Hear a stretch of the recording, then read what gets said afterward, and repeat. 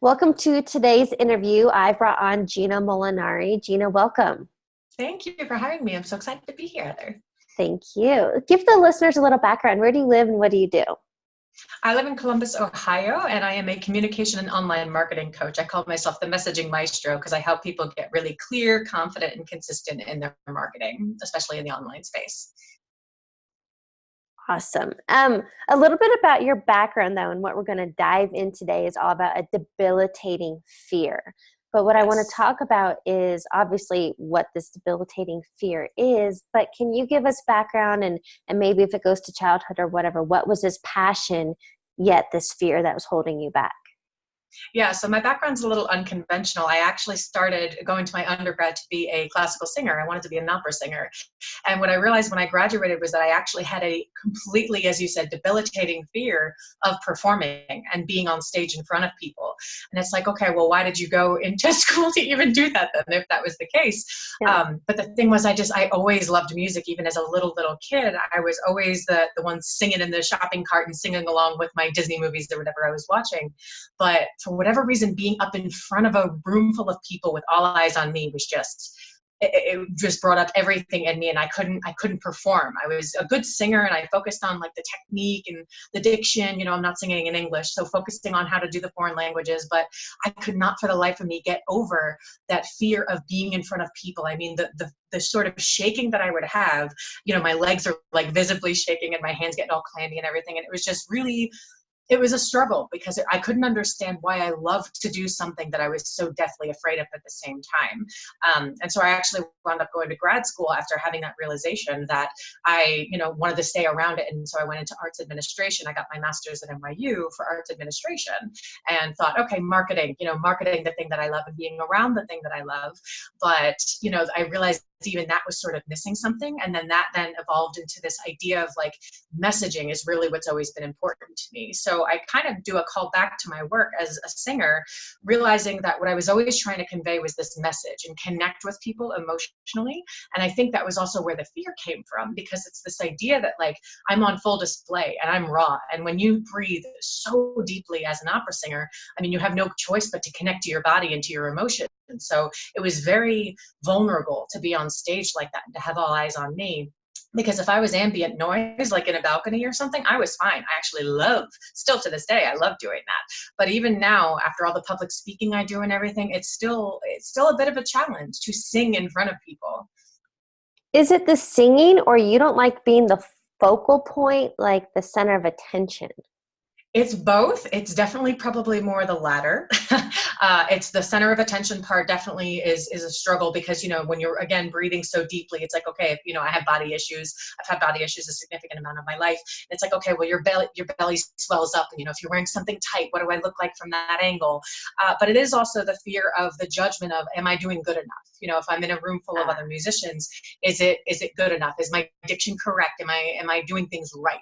That was often something as a recovering perfectionist that I really struggled with, is I wanted it to be so perfect. And that was the very thing that stopped me from really just being in the moment as a performer, which other people, when they're into it, you can just tell that they're letting go. And you would almost rather see somebody be really into it than hear them be technically perfect. And I just couldn't let that perfection go.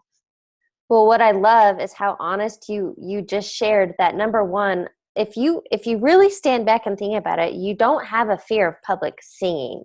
You have a fear of the judgment, the criticism, not being enough, and the body image, which I can totally relate to. So what I also love that you share that is super important is the physiology, the things that happen to you that fear brought on, which was the shaking, the sweaty, so fear is like a real physical thing for people. It's obviously, but it's all the mental, the thoughts about it that you had on repeat that created those physical showings more or less.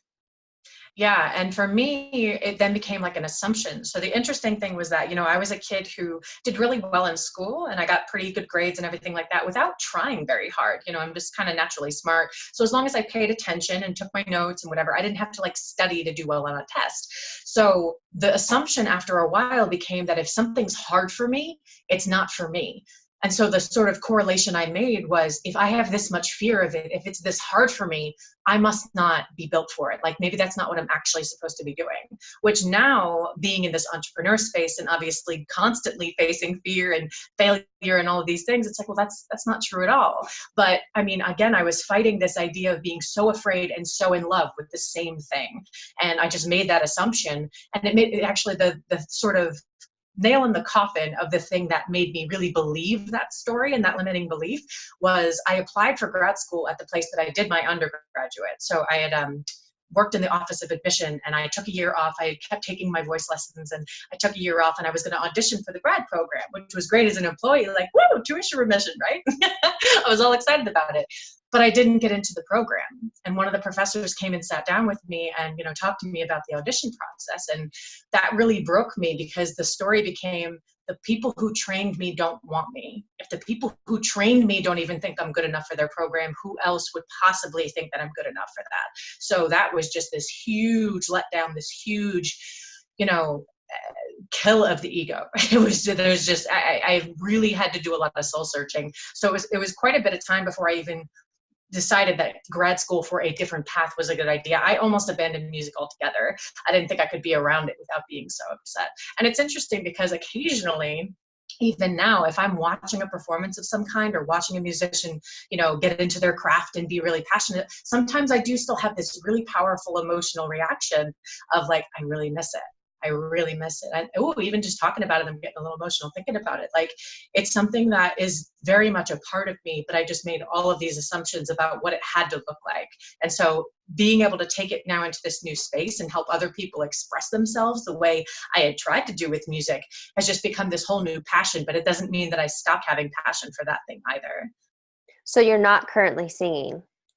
No, I actually do have a daytime job to kind of, keep the security going, and then building this business on the side. So I'm getting very close to making the jump to full time, but I mean, I just don't have the time to dedicate to it that I would like to dedicate to it. And maybe that's the perfectionist in me still, that, I used to practice an hour a day. I don't have that kind of time right now, or I'm not willing to sacrifice that kind of time right now while I still have a social life and a relationship that I want to commit to. So I do see it being a part of my future. Actually, I haven't talked about this publicly yet, but what I envision for my future is when I do keynote speaking and come in, people have the music playing in the background and everything, I envision singing the song I come into, not only because it's something that I get to like have this, moment of fear that I get to break through constantly until I'm better at it, until that fear goes away, but because it's then an example to everybody in the room of me practicing what I preach. Like, this is important for you guys to continue to do the thing that scares the hell out of you, because quite frankly, it does still scare the hell out of me. But every time I do it, it's less. 2 years ago now, I sang the national anthem at the rodeo here in town in front of 12,000 people. And when I got that phone call, I was terrified. I was excited at the first second that I got it, like, oh my God, this is so great. And then I thought about the reality of what that meant and what that looks like, and that fear set in. And, by the time I actually got into the corner, I felt like Rocky, and all of a sudden, oh yeah, no, I am excited again. And there was that shift in it that didn't used to happen. Yeah. So I do see over time how that relationship with that fear has changed. But yeah, it's still very much in there. I mean, it's not that something that just goes away right away. So what I have to point out there is, well, several things. I have a couple comments, but how cool would it be if your entrance every time you speak is to come on stage and just belt it out? And then, I mean, who else is going to do that, right? Like, that is so awesome. Well, I do like that element of it too. I always like to do something a little bit different. But it is the idea that, like, if I do the very thing that scares me most first, everything after that is easy. Public speaking's never scared me, because in comparison to singing, it's nothing for me, right? I coach other people on that because I know what that feeling is like. But yeah, I mean, if I come out there and just am immediately doing the thing I'm scared of, then anything that goes wrong doesn't feel like a big deal at all. The other question, or something that you point up that kind of was an aha moment for me, when you were asked to sing at the rodeo, your first instinct, you were excited. But then the moment you gave yourself time to think about it, which is like a Mel Robbins 5-second rule, don't give yourself that window, that's when the fear set in. So I think it's so powerful to note that when for listeners, when you have that invitation and you're excited about it, obviously that's what you're supposed to go towards and be doing, because the second you let the fear set in is that's when you overthink and freak out. Maybe you would have backed out. Who knows? Hmm. And So I wonder if even 5 years ago that would have been the case. I wonder if 5 years ago that fear still would have been the first reaction. But that doesn't mean that I still shouldn't have done it or accepted the honor. Because I mean, that's a huge honor. That's a huge honor. And the Nationwide Arena where I sang it here is a huge venue. You know, it's a very big deal to be able to do that. So I mean, I don't know that that would have been true even 5 years ago, that that would have been my reaction. But I still think I would have accepted and then just been fearful the whole time instead of going through the wave of it. You know. well, and I'm sitting here thinking, I don't know if it's something you have to warm up, but I didn't even think about it in advance. But can you belt out? Can you sing opera on the spot? Kind of, yeah. It's muscle memory, really. I mean, it's something that I still do kind of for myself. I'm not in my best vocal shape, but I could potentially. I don't know if I could do it this way, like I'd bust your speaker, but I could absolutely do it, Man, I would definitely wish I had thought of that. Or maybe you can get yeah. a clip you can send to me. Oh, there you go. Okay, I actually have the clip from that national anthem that maybe I could send to you. Okay, cool. Yeah, I can put it in.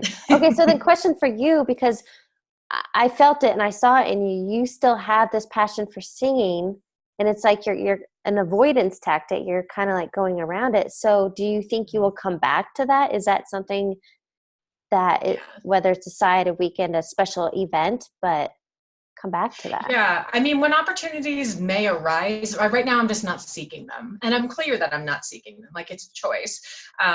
It was something where, I told myself, oh yeah, I'd love to do holiday parties or something like that. I love Christmas music or being ambient noise. Actually, my favorite thing to sing for is funerals, believe it or not, because it's just such a powerful emotional moment that people have. And being a part of something where I can contribute so strongly to how people feel and just break their hearts open, if they're trying to be strong and closed off and, be tough or something.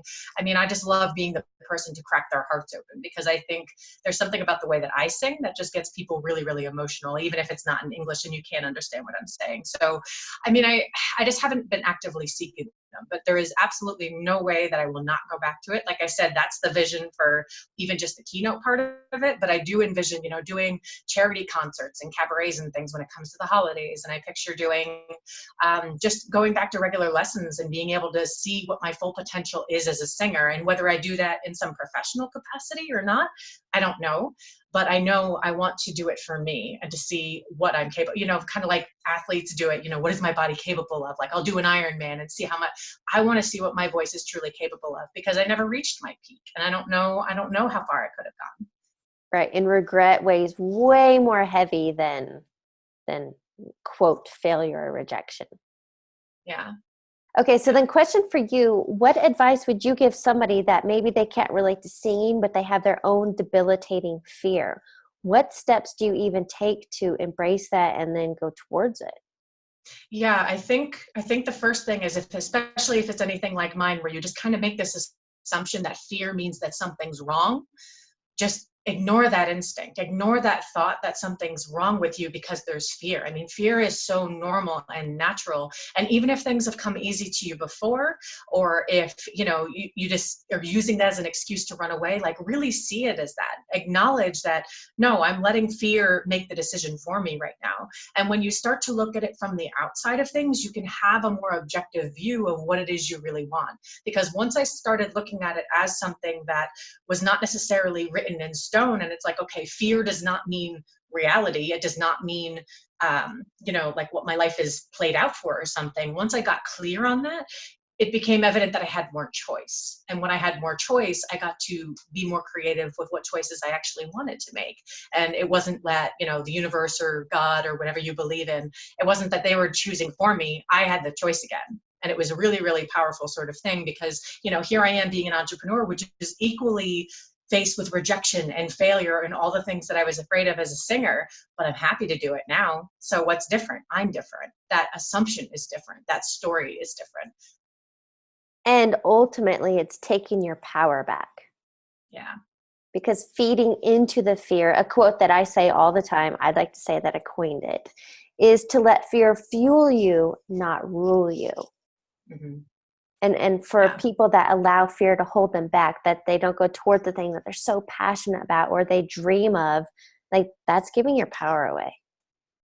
Yeah. And I actually, because I do a lot of work with language and again, with marketing and public speaking and coaching and everything. I mean, the word fearless to me is, if I may say, bullshit. Like fearlessness is not a thing to me. Courageousness is. There will never be a time that you're not afraid, because even though you may look at somebody else and say, wow, they're fearless, the reality is that they're just not afraid of the things you're afraid of.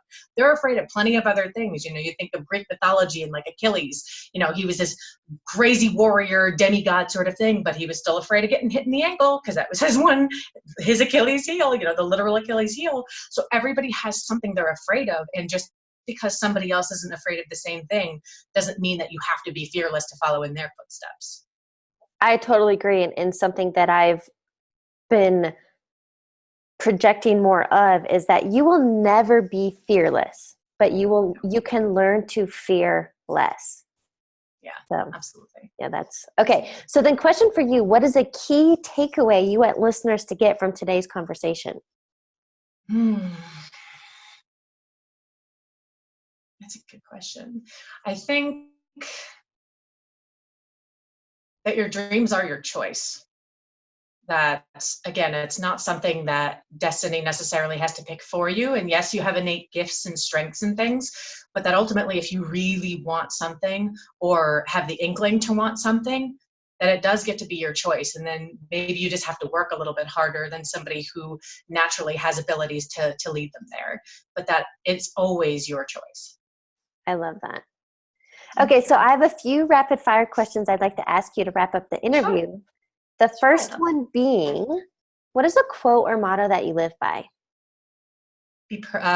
Don't be perfect, be patient. Where did that stem from? Lewis Howes, actually. He has a 5-minute Friday about that. And this little My Intent thing says, be patient on it. Patience is something that I constantly get to practice. Yeah, that's, I feel like I have a year-old dog. So puppy stages were difficult. Lately, she's been tearing things up again. And man, I think she is my gift handed to me to learn patience and kindness. Yes. And whew, it's been a rough ride. But they're so cute. Oh, thank goodness. Right? Okay, Exactly. second question for you. What is a book you're currently reading or highly recommend? So the one I'm currently reading is Profit First by Mike Michalowicz, who I adore. I think he's hysterical. Yeah, I'd recommend that one. That's a great one. I've not heard I of pretty him. much am in love. No? Oh, God, he's fantastic. He wrote The Toilet Paper Entrepreneur. He wrote The Pumpkin Plan. Like, he's very big on getting creative as an entrepreneur and not necessarily needing a lot of startup capital. And he actually lives in the town right next to my hometown where my parents live in New Jersey. So that always cracks me up. But yeah, he just writes a lot of really inspirational and funny stuff. He's imagine Jen Sincero with her You Are a Badass, like her style of writing, how it's really funny but insightful. He's very similar, where he's very funny and it's an easy read, but you learn so much from what he's writing. Oh, totally check him out. I love Jen. Mm-hmm. Yeah. But she's got that dry, witty. Yeah, I dig her. Yes, exactly. And he's got that very similarly. Yeah.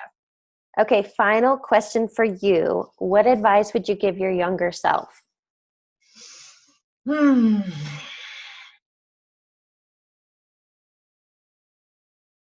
Listen to your gut. My internal compass and my internal conscience for my entire life, you know, everybody's got that voice in their head. Mine has always been my parents, specifically my dad, because he's always been the voice of reason in my family. And it took me a very, very long time to learn to listen to my own voice and my own intuition.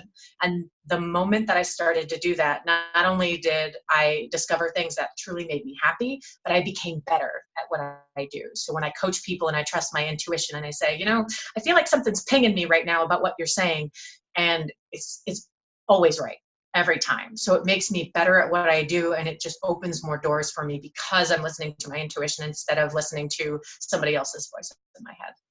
I have a question for you on that. Is your intuition, is it more of a feeling or is it literally a voice? Because it's different for all. It's both. It just depends on what the situation is, truthfully. I can't say that, like, I've never really had a voice speaking. I always get a nudges or thoughts, or I think mine are thoughts or feelings. And I just go, okay, I trust. Sometimes it's weird, but I trust it. Yeah. Interesting. Gina, I loved the conversation today. Thank you so much for joining me. Thank you for having me. I appreciate it.